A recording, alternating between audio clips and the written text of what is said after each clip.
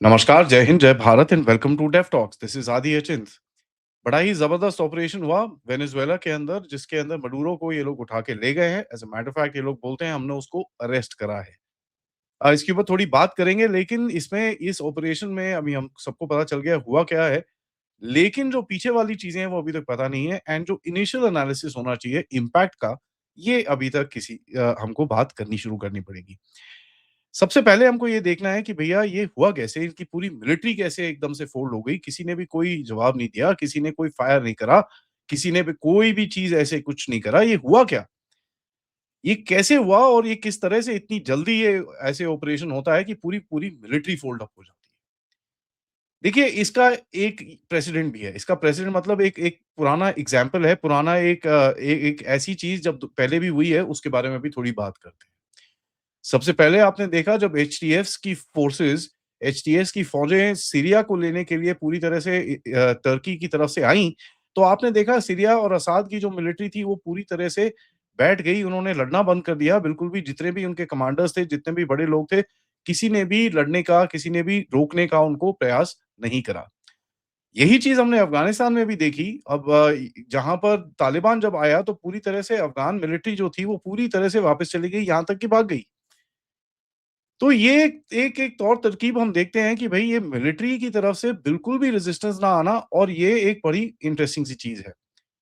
यहाँ पर देखिए, मेरे को जो दिखता है, जो सीरिया के साथ हुआ था कि पूरी तरह से पैसे-वैसे खिला के एकदम सबको सेट कर रखा था और मिलिट्री के अंदर इतनी ज़बरदस्त इन्फिल्ट्रेशन इनकी हो रखी थी। और इसके ऊपर कोई डाउट नहीं है हमको बोलने के लिए, क्योंकि ट्रम्प ने अपने आप ये अनाउंस किया था कि मैंने सीआईए को बताया है कि भई जो वहाँ पर वेनेजुएला में रेजिम चेंज ऑपरेशंस बिगिन किए जाएँ। तो ये करीब 2-3 महीने पहले एक रिपोर्ट आई थी, इन्होंने पब्लिक में बताया था। उसके बाद आपने देखा मडूरो ने मिलिट्री अपने आप को दिखाने की कोशिश ज़रूर करी, लेकिन उसने जो सबसे ज़्यादा चीज़ दिखाई वो उनकी मिलिशिया थी। मिलिशिया मतलब जो ज़मीन पे लोग लड़ेंगे, जो उनके नॉन मिलिट्री वाले लोग थे, उसका उसने स्ट्रेंथ दिखाया कि भैया हमारे पास 3 मिलियन से ज़्यादा लोग हैं, हमारे पास वेपन्स हैं, हम लड़ेंगे। अगर आप हमारे पे इन्वेज़न करते हो, तो हम लड़ेंगे। लेकिन यहाँ पर मिलिट्री जो एयर डिफेंस जिसके पास पूरी रिस्पॉन्सिबिलिटी थी, पूरा एयर डिफेंस का उसका स्ट्रक्चर था। यहाँ पर जितने भी हेलीकॉप्टर्स अंदर आए, किसी के ऊपर कुछ फायर नहीं हुआ, ढाई घंटे में आए, वो लैंड करा इन्होंने और जो बड़े-बड़े गनशिप्स आए, वो मडूरो के घर के पास आके लैंड करे, इसको उठा के ले गए। और ये एक बड़ी इंटरेस्टिंग सी चीज़ है कि ऐसे एकदम से कैसे होता है भाई? पूरा एकदम स्ट्रक्चर नीचे गिर जाना किसी भी एक मिलिट्री का और आपके प्रेज़िडेंट को कोई इस तरह से उठा के ले जाए, ये तो बड़ी अजीब-सी चीज़ है। अब ये देखिए, ये उतरे भी मिलिट्री के एयरक्राफ्ट से हैं, तो ये कहीं न कहीं रुके होंगे। ये कहीं न कहीं रुके होंगे, इन्होंने फिर हेलीकॉप्टर से जहाज बदल किया होगा और ये देखिए इसको लेके यहाँ पर खड़े हैं। इसका जो सबसे बड़ा रिएक्शन आया है, जो मैं आपको दिखाना चाहता हूँ, मार्को रूबियो की तरफ से आया है।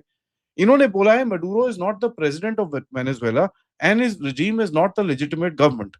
Maduro is the head of the Cartel de los Celos, a narco terror organization which has taken possession of a country, and he is under indictment for pushing drugs into United States of America. इसका मतलब क्या है? ये इसका मतलब क्या है? इसका मतलब ये है कि कहीं न कहीं एक लीगल फ्रेमवर्क ये ढूँढना चाहते हैं। They want to look at a legal framework कि किस तरह से इसको हम ये दिखाएँ कि हमने इसको अरेस्ट करा है, रादर दैन सेइंग कि भैया हमने इसको पकड़ के हम लोग एक मिलिट्री एक्शन की तरफ से हम लोग इसको लेके गए हैं। तो ये कोई एक कोई बिल्कुल भी एक मिलिट्री ऑपरेशन तो हाँ, यूज़ करके इन लोगों ने करा, लेकिन जो एंड में ये लीगलाइज़्ड वर्ज़न जो बताना चाह रहे हैं कि एक लीगल तौर पे हमने इसको उठाया है और इस लीगल तौर के ऊपर एक लीगैलिटी दिखा के ये लोग ये चीज़ करना दिखाना चाहते हैं। नाउ ये चीज़ हमने देखी भई, सीरिया के अंदर भी हमने ये चीज़ देखी, कहीं न कहीं कई और जगहों के अंदर भी जब ऐसे ही कुछ काम किया जाए, कि एक लीगल एक्शन करके दिखाते हैं ये लोग। बांग्लादेश में भी आप देखेंगे कि जो नई गवर्नमेंट आई, इसकी यूनुस तुपूनस की, उसने पूरी तरह से लीगल केसेस लगाए। आपका सेम चीज़ हमने देखी कि भाई क्या नाम है, श्रीलंका के अंदर हुई, सेम चीज़ हम देख रहे हैं नेपाल के अंदर हुई। आज एक और सेट पे प्रोटेस्ट शुरू हो रहे हैं, जो है ईरान, जहाँ पर सिचुएशन धीरे-धीरे करके खराब हो रही है। बट क्या ईरान अगला टारगेट है? नहीं, इसके ऊपर थोड़ी आगे जाके बात करेंगे। सो देखिए, ये एक सिस्टम का डिसीजन था, जहां पर सिस्टम ने डिसाइड कराया गया सिस्टम को कि भाई साहब, आप जरा नहीं लड़ो तो बेटर रहेगा। हुआ क्या? एनर्जी डिसिप्लिन जो था वो पूरी तरह से अमेरिका के हाथ में था और ये चीज़ मैं बहुत टाइम से बोल रहा हूँ। देखिए everything depends on the flow of oil. अगर आप ऑयल का फ्लो कंट्रोल करते हो, आप दुनिया की पावर को कंट्रोल करोगे, दुनिया की एनर्जी को कंट्रोल करोगे एंड उस एनर्जी के साथ आप दुनिया को बता सकते हो कैसे काम करना है, कैसे नहीं करना। आज भारत के अगर आप एग्ज़ाम्पल लें, भारत के पास एक ऑप्शन है, तभी उस ऑप्शन के को रख के वो कहीं न कहीं अमेरिका के सामने खड़े होके अपने आप को चीज़ें कर सकता है। अगर वो ऑप्शन धीरे-धीरे से हटने शुरू हो जाएँ, तो एक प्रॉब्लम आती है। यहाँ पर मैं आपको लेके जाऊँगा एक न्यूयॉर्क टाइम्स के आर्टिकल के अंदर, जहाँ पर बड़ा क्लियरली लिखा गया था कि सीआईए की तरफ से पूरा एक प्लान बनाया गया, जिसमें ट्रम्प को प्लॉजिबल डिनायबिलिटी दी गई। नाउ देखिए ये प्लॉजिबल डिनायबिलिटी का क्या मतलब होता है कि भैया मैंने तो बोला नहीं वो सीआईए-वीआईए कर रहे हैं यार, सीक्रेट ऑपरेशन है, मैंने ऑर्डर नहीं करा टाइप्स। और वो ऑन और ऑफ दोनों तरफ से करा सकता है, तो उसको एक नेगोशिएटिंग पावर मिलती है। ये एक डबल गेम है, जो हमने कहीं न कहीं एक यहाँ पर तक नहीं देखा, हमने ये डबल गेम देखा है कई और जगहों के अंदर। ईरान के साथ आप नेगोशिएट कर रहे थे, उसके ऊपर आपने अटैक कर दिया। हमास के साथ आप नेगोशिएट कर रहे थे, इज़राइल ने जाके उसके ऊपर दोहा में अटैक कर दिया। भारत के साथ आप ट्रेड डील नेगोशिएट कर रहे हो, उसके बाद आप सैंक्शन पे सैंक्शन पे सैंक्शन पे सैंक्शन लगाते रहते हो। रशिया के साथ आप नेगोशिएट कर रहे हो, लेकिन उसकी चीज़ों को आप काट रहे हो, उसके ऑयल के ऊपर आप अटैक्स कर रहे हो। चाइना के साथ आप एक तरफ अच्छी बातें करते हो, दूसरी तरफ से उसका जितना भी ऑयल स्ट्रक्चर है, उसको तोड़ते हो। नाउ अगर आप रशिया का एग्ज़ाम्पल यहाँ पर थोड़ा-सा और लें, ये पिछले कुछ समय से मैं बोल रहा हूँ कि चाइना की जो ऑयल सप्लाइज़ हैं, उसकी तरफ काफ़ी एक्शन अभी दिखेगा। नाउ ये जो एक्शन दिखेगा, उसमें आपने देखा कि भई एक सीपीईसी को तोड़ा गया। म्यांमार के अंदर सीएमईसी जो एक है, जो थोड़ा बहुत ऑयल चाइना के दक्षिण पार्ट में कुनमिंग की रीजन के अंदर लेके जाती है, उसके अंदर अभी वहाँ पर जाके अमेरिकन बैठ गए हैं। सेंट्रल एशिया के अंदर जो ट्रांस कैस्पियन जो एक पाइपलाइन जाती है, जो चाइना की जाती है, उसके अंदर अभी ये इंटरफेरेंस करने की कोशिश कर रहे हैं। आप देखिए, अज़रबैजान, आर्मेनिया और ट्रंप कॉरिडोर बनाने की बात करते हैं। रशिया के अंदर आप अगर देखें कि उनकी जो रिफाइनिंग कैपेसिटी है, उसके ऊपर काफ़ी हद तक अटैक्स करे गए, ताकि एक रिफाइनिंग कैपेसिटी उसकी कम हो और चा रशिया का जो एक ऑयल सप्लाई की कैपेसिटी है, वो थोड़ी धी उसके ऊपर कहीं न कहीं एक इम्पैक्ट पड़े, ताकि रशिया के साथ नेगोशिएटिंग जो आपको बात करनी है, उसके लिए आप एक थोड़ा-सा ऊपर के लेवल पे जाके बैठेंगे। यही चीज़ हम वेनेजुएला में देखते हैं कि भैया चाइना का करीब 5 से 15% कई कई लोग 5 बोलते हैं, कई लोग 15 बोलते हैं, लेकिन एक चाइना का साइज़ेबल अमाउंट ऑफ ऑयल आता था वेनेजुएला से। चाइना ने अपने पैरेलल ऑयल लेन्स इस जगह में बना रखे थे, तो जो ऑब्वियसली इन लोगों को पसंद नहीं आ रहे थे। और ये चीज़ काफ़ी टाइम से मैं बोल रहा हूँ कि वेनेजुएला का जो पूरा गेम रहेगा, वो तेल का रहेगा। यहाँ पर मैं आपको ट्रम्प साहब की अपने मुँह से ये सुनवाना चाहता हूँ कि ताकि आप सबको पता चले कि मैं जो बोल रहा हूँ वो ऐसी इधर-उधर की बात नहीं कर रहा।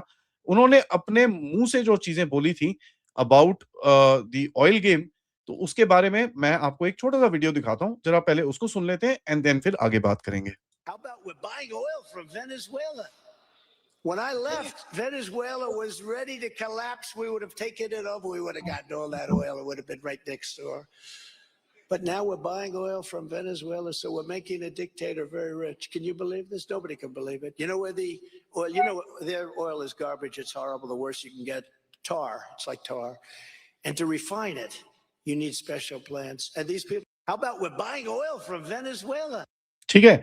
तो आपके क्लियरली वो बता रहा है कि भैया वी आर बाइंग ऑयल, ये क्या है? ये बकवास, हमको कभी तेल खरीदना नहीं चाहिए वेनेजुएला से, हम क्या कर रहे हैं? ये बदतमीज़ी, ये तो बेवकूफ़ी है, ये है, वो है, बाकी सब चीज़ें हैं। नाउ यहाँ पर जो जिस तरह से देखिए ये जो ऑयल का गेम है, ये बड़ा क्रिटिकल है एंड इसके बिना देखिए कहीं पे भी गेम को अमेरिका को अपने अगर कुछ ना कुछ अपना वर्चस्व वापस लेके आना है, वो नहीं कर सकता। अभी भी करना बड़ा मुश्किल है, क्योंकि देखिए एक जो ऑपोजिशन बनी है जिसके हिसाब से ब्रिक्स को अगर आप देखें, वहाँ पर कहीं न कहीं एक अभी रेजिस्टेंस होगी। लेकिन अमेरिका की जो एक कैपेसिटी थी, एक जो उसके पास ताकत थी दुनिया में ये सब चीज़ें करने की दुनिया के अंदर, ये ऑब्वियसली वो दुनिया में नहीं कर सकता, लेकिन अपने रीजन में कर सकता है, ये एक वो स्टेटमेंट यहाँ पर ज़रूर दे रहा है। ट्रम्प ने बड़े सैंक्शन लगाए वेनेजुएला के ऊपर, ठीक है? लेकिन वो सैंक्शंस काम नहीं करे। लेट 2025 तक हमने देखा कि वेनेजुएलन क्रूड जा रहा था, ठीक है? उसका तेल ship to ship transfer, dark fleet, barter arrangements की तरफ से काफ़ी जा रहा था। चाइना ने अपनी वहाँ पर बोला कि भैया हम सिक्योरिटी देंगे। रशिया ने बोला हम सिक्योरिटी देंगे, काफ़ी कुछ ये किया गया। अभी जैसे मैं आपसे रिकॉर्ड कर रहा हूँ कि भाई न्यूयॉर्क के अंदर मडुरो को इंडाइट कर लिया है as the justice system and as a drug trader, and जो मैंने आपको बताया कि ये पूरी इसको इसके ऊपर पूरा ट्रायल वायल बनाएंगे।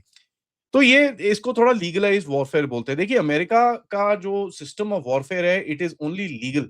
वो एक लीगैलिटी ढूंढने की कोशिश करते हैं, क्योंकि क्या होता है ना, जब ये ऑफिस से बाहर जाते हैं, इनके ऊपर सालों के ऊपर केस लग जाते हैं, तो फिर वो पंगे पड़ते हैं इनके पास। तो एक वो लीगल ऑप्शन को ढूंढता है, जैसे हम लोग बोलते हैं just cause of war. Just cause of war का क्या मतलब होता है कि भैया हम हमारे लिए कॉज बड़ा क्लियर होना चाहिए कि भैया हमारी अपनी सभ्यता को हमको बचाना है, एंड उसकी वजह से हम लड़ाई लड़ेंगे। तो ये चीज अमेरिका की तरफ से एक रहता है कि भैया एक लीगैलिटी है। ठीक है, चाइना काफी टाइम से वहां पर लॉन्ग टर्म डिस्काउंटेड ऑयल की चीजें कर रहा था। एंड देखिए जो इनकी ऑयल कंपनी है पीडीवीएसए, उसको देखिए फंक्शनली तो बैंकरप्ट थी, बट जियोपॉलिटिकली चाइना के लिए बड़ी यूजफुल थी वो। तो इसके लिए ब्लैक मार्केट बन चुकी थी, ये चीजें बन चुकी थी, पूरा एक एक स्ट्रक्चर तैयार हो रखा था, जहां से वेनेजुएला की तरफ से ये थोड़ा बहुत वो पैसे कमा रहे थे, जैसे ट्रंप ने के एक मैसेज में आपने देखा। अब ट्रंप क्यों हिला? ट्रंप इसलिए हिला कि देखिए कहीं न कहीं ट्रंप का जो ड्रिल बेबी ड्रिल का गेम है, जैसे आज दोपहर में जनरल रायन ने भी हमको समझाया कि उनकी जो ड्रिल बेबी ड्रिल का गेम हो नहीं रहा है वो।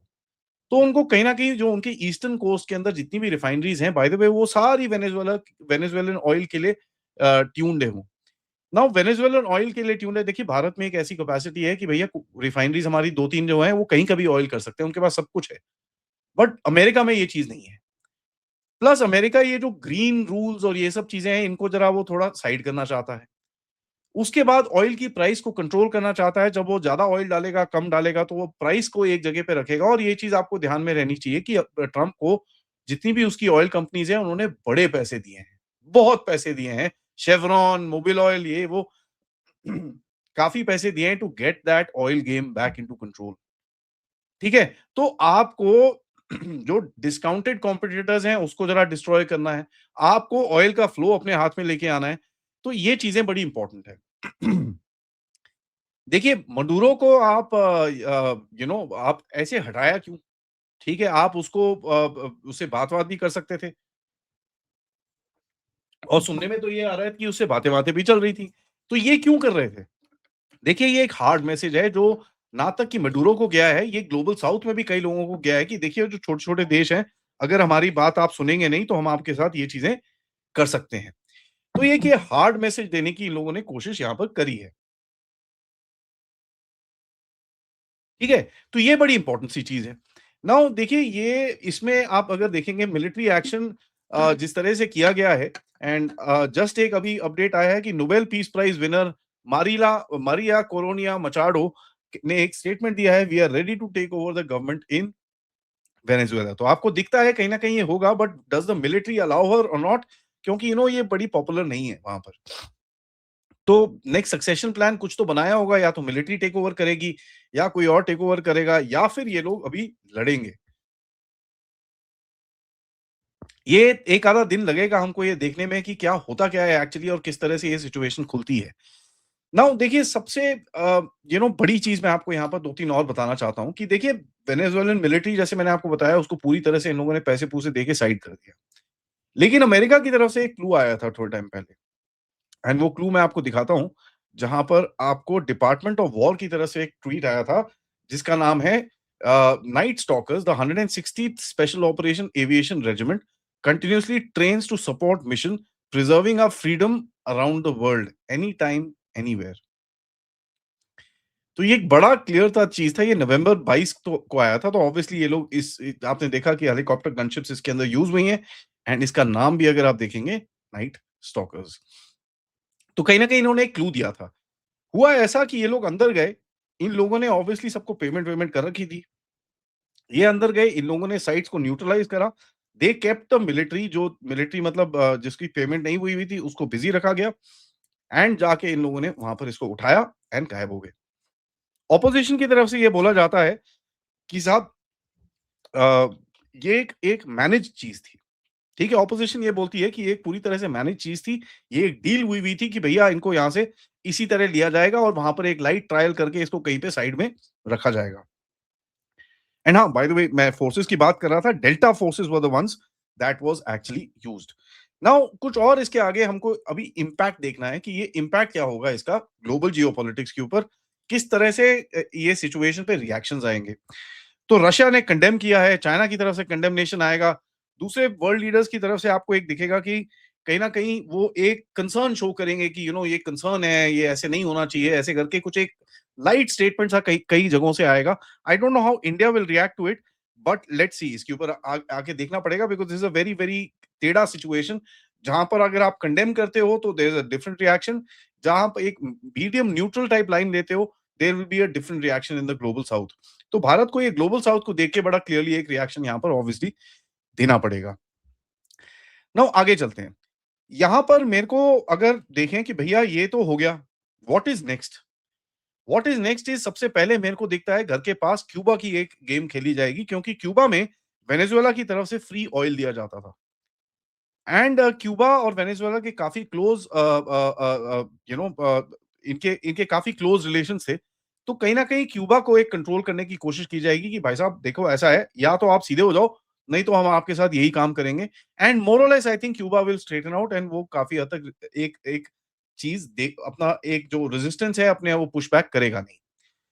सबसे बड़ी चीज़ जो मुझे अभी आपसे बात करनी है कि भई एक ऑयल गेम, ठीक है? जो ऑयल गेम है, देखिए ये oil game is the critical most important thing और ये चीज़ मैं काफ़ी टाइम से बोल रहा हूँ, भारत के ऊपर अगर सैंक्शन लगे हैं, it is not because of anything else, it is because of the fact कि आपने फ्री में रुपीज़ देके तेल खरीदा है और इस रुपये के तेल को आप डॉलर में बेचते हो, ठीक है?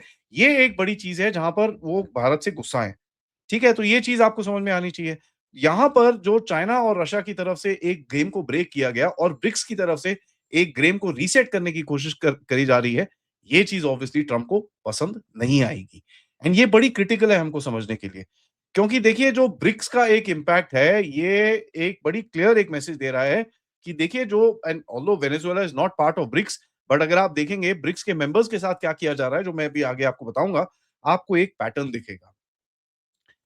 चाइना को एक बड़ा क्लियर मैसेज दिया गया जो ब्रिक्स का एक मेंबर है कि देखिए आपके डिप्लोमैट्स मिले मडूरो से लेकिन आप उसको कोई प्रोटेक्शन दे नहीं सकते। रशिया को एक बड़ा क्लियरली दिया कि यहाँ पर भी मैसेज दिया और यहाँ यहाँ के बाद ईरान में भी एक मैसेज दिया था कि आप किसी को प्रोटेक्ट नहीं कर सकते। अभी भी we rule the air and we rule the seas around the world. तो which is true. America is largely एक एक एरोस्पेस है और एक नेवल पावर है। उसका ग्राउंड जो जो कॉन्टिनेंटल पावर है वो आर्मी की पावर उसके पास नहीं है। तो चाइनीज कुड नॉट इंटरफियर, ठीक है? Russia chose not to, India didn't say anything and Brazil didn't say anything. तो अगर आप देखेंगे ब्रिक्स को एक बड़ा क्लियर मैसेज दिया है कि भैया आप अपने मेंबर्स को या अपने दोस्तों को प्रोटेक्ट नहीं कर सकते। आप जो हम अपने रीजन के अंदर और as a matter of fact दूसरे जगहों के अंदर फॉर एग्जांपल ईरान वहां पर भी अगर हम कुछ करना चाहें तो आप हमको वहां पर नहीं रोक सकते। तो ये बड़ा क्लियर मैसेज है। अब ब्रिक्स की कंट्रीज को अगर आप देखें और ग्लोबल साउथ को देखें, ग्लोबल साउथ की तरफ से पहले ग्लोबल साउथ को देखते हैं, एक बड़ा क्लियर सा रिएक्शन आएगा क्योंकि ग्लोबल साउथ अभी तक यूएस और चाइना के बीच में एक गेम खेलता था, ठीक है? अब ये जो एक अलाइनमेंट अपनी वो बेचते थे विदाउट मच कमिटमेंट, बट कहीं न कहीं वेनेजुएला की तरफ से इस मॉडल को काफ़ी हद तक एक झटका लगेगा। कंट्रीज विल रिवाइव अ, चीज़ें दोबारा होंगी बट कहीं न कहीं एक ग्रे ज़ोन में जो गेम खेली जाती थी, वो अब थोड़ा एक मुश्किल रहेगी काफ़ी हद तक ग्लोबल साउथ को। बट कहीं न कहीं इसकी कैपेसिटी यूएस की कितनी है to do this all around the world, ये थोड़े टाइम में चेक की जाएगी एंड तब आप फिर से आप दोबारा से एक रेजिस्टेंस होते हुए देखेंगे। So this is not permanent but एक मैसेज ज़रूर गया है यहाँ पर। एनर्जी सॉवरेनिटी जो एक एक एक जो सवाल हर कोई जो जो ग्लोबल साउथ की कंट्रीज हैं जो इसके ऊपर बात करती हैं, इसके ऊपर एक बहुत बड़ा झटका लगेगा। So there is a certain reality check सब कंट्रीज को यहाँ पर लेना पड़ेगा। चाइना जो एक ग्लोबल साउथ का फ्रेंड अपने आप को बोलता था, ये बड़ी-बड़ी बातें करता था, although India doesn't do that and वहाँ पर भारत का एक थोड़ा-सा इमेज फिर भी बचता है। बट चाइना जो एक बड़ी-बड़ी बातें करता था, that basically goes into the कचरे का डब्बा and that really hits Chinese what do you call जो एक एक स्ट्रैटेजिक थॉट प्रोसेस है चाइना का, उसको काफ़ी एक झटका लगता है। ब्रिक्स की कंट्रीज को देखें किस तरह ये अमेरिका साइडलाइन कर रहा है और किस तरह से वो करने की कोशिश कर रहा है। रशिया देखिए उसके साथ वॉर एंड कहीं न कहीं एक तरफ हाथ भी मिलाता है, दूसरी तरफ ड्रोन भी अटैक्स करता है, परमानेंट सैंक्शंस है उसके ऊपर, एनर्जी एक्सपोर्ट्स के ऊपर उसके उसके अटैक चल रहा है, मिलिट्री रिसोर्सेज़ उसकी फँसी हुई हैं, उसके एलाइज़ के ऊपर सीरिया में, ईरान में काफ़ी हद तक इन लोगों ने हिट मारा है। तो he is kind of holding Russia in its place कि तू यहाँ से बाहर नहीं जाएगा एंड रोमानिया में आग, कभी जॉर्जिया में आग, कभी इधर आग, कभी उधर आग, तो उसके आसपास आग लगाने की कोशिश की जाती है। ताइवान को देखेंगे कि भैया जापान को पूरी तरह से एक्टिवेट कर रखा है। जापान, फिलीपींस, यूएस, उसके घर के बाहर एक इंडोनेशिया और सॉरी एक थाईलैंड और कंबोडिया की आपने लड़ाई करा दी। ताइवान का फ्लैश पॉइंट है जहां पर चाइना ऑल्दो पूरी तरह से घुसा नहीं इस बारी, बट एक वो फ्लैश पॉइंट है। ऑकस के बारे में काफी बात करते हैं एंड इंडिया की बॉर्डर फ्रिक्शन में वो हमेशा उंगली करके रखते हैं ताकि इसको थोड़ा सा अलाइव रखे। तो चाइना को भी यहाँ पर उसने पकड़ के कोशिश करा है।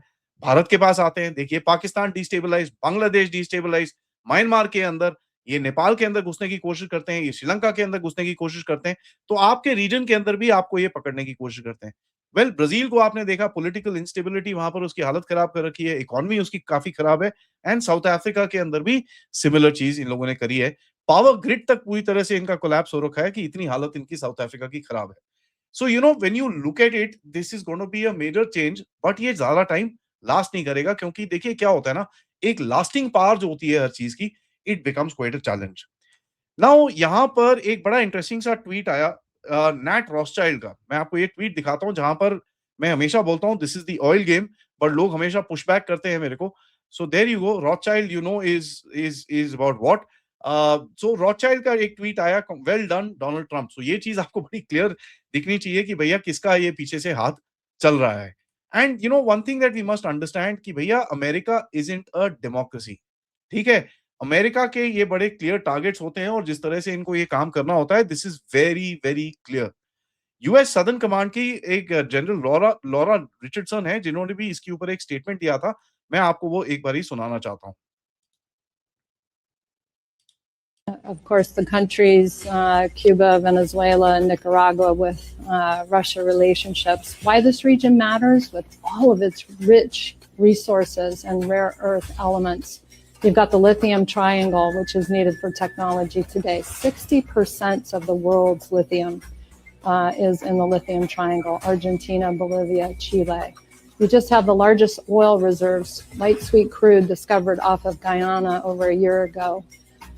You have Venezuela's resources as well with oil, copper, gold. We have the Amazon, lungs of the world. We have the 31% of the world's fresh water in this region too. I mean, it's just off the charts. We have a lot to do. This region matters. It has a lot to do with national security, and we need to step up our game. सो बड़ा clear है कि भैया ये इनका एक बड़ा plan सा game है which is what they wanted to execute. आखिर में देखिए वेनेजुएला में क्या होगा। मेरे हिसाब से वेनेजुएला में काफी हद तक एक पॉलिटिकल इंस्टेबिलिटी रहेगी।